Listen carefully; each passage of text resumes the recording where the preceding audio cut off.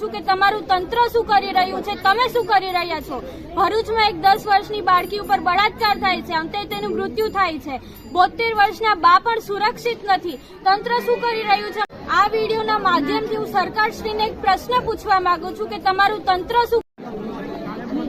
જય ભીમ, મારું નામ વણકર શ્રુતિ છે। હું રાષ્ટ્રીય દલિત અધિકાર મંચની એક કાર્યકર છું। આજરોજ અમે બાલાસિનોર તાલુકામાં મહીસાગર જિલ્લામાં એકત્રિત થયા છીએ। આ વિડીયોના માધ્યમથી હું સરકારશ્રીને એક પ્રશ્ન પૂછવા માંગુ છું કે તમારું તંત્ર શું કરી રહ્યું છે, તમે શું કરી રહ્યું થાય છે। 72 વર્ષના બા પણ સુરક્ષિત નથી।